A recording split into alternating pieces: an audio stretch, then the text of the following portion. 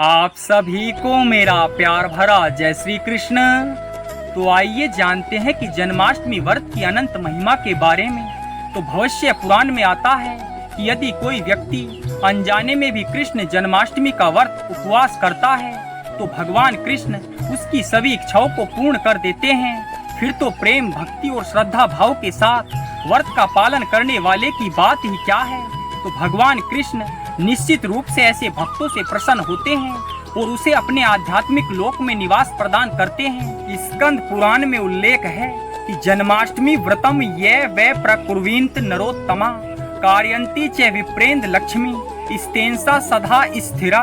अर्थात जिस घर में व्यक्ति अपने सभी प्रिय जनों को शामिल करके जन्माष्टमी का व्रत करता है उस घर में धन की देवी लक्ष्मी निवास करती है।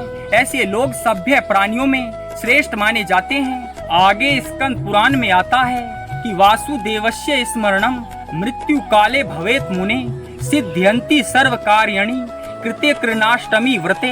अर्थात जो व्यक्ति जन्माष्टमी का व्रत करता है उसके सभी प्रयास सफल होते हैं और मृत्यु के समय भगवान कृष्ण का स्मरण सुनिश्चित हो जाता है। और ब्रह्म वैवर्त पुराण में तो लिखा है कि एकादशी नाम विसंत्य कोट्यो या परिकीर्तिता ताभी जन्माष्टमी तुल्या।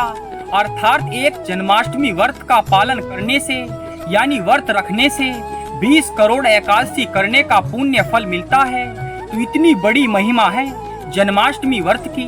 और हाँ, हमारी जन्माष्टमी व्रत करने की भावना कैसी होनी चाहिए। तो ब्रह्म वैवर्त पुराण में वर्णन है कि वासुदेवम समुद्दुश्य सर्व पाप प्रशांतये उपवास करिष्यामि कृष्णाष्टम्यम नभस्य। इसका अर्थ है कि केवल भगवान वासुदेव को प्रसन्न करने, उनकी कृपा प्राप्त करने और सभी पाप कर्मों को शुद्ध करने के लिए मैं जन्माष्टमी के दिन उपवास कर रहा हूँ या कर रही हूँ। अब जानते हैं कि जन्माष्टमी व्रत करने के नियम। तो हमें सर्वप्रथम जन्माष्टमी के दिन ब्रह्म मुहूर्त में उठना चाहिए और स्नान करके स्वच्छ वस्त्र पहने वे व्रत का संकल्प ले पूरे दिन उपवास करे और लड्डू गोपाल जी का पंचामृत से स्नान कराए वे श्रृंगार करे। घर में भगवान कृष्ण की विशेष झांकी सजाए और उनको विशेष भोग लगाए। भगवान श्री कृष्ण की महिमा का पठन वे श्रवण करे।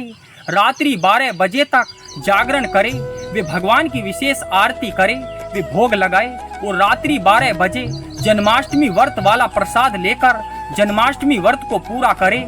लेकिन अन्न का प्रसाद ग्रहण न करे, वो प्रसाद अगले दिन व्रत खोलने के बाद ही लेना चाहिए। तो ये थी हमारे शास्त्रों व धर्म ग्रंथों द्वारा जन्माष्टमी व्रत की महिमा व जन्माष्टमी व्रत करने के नियम।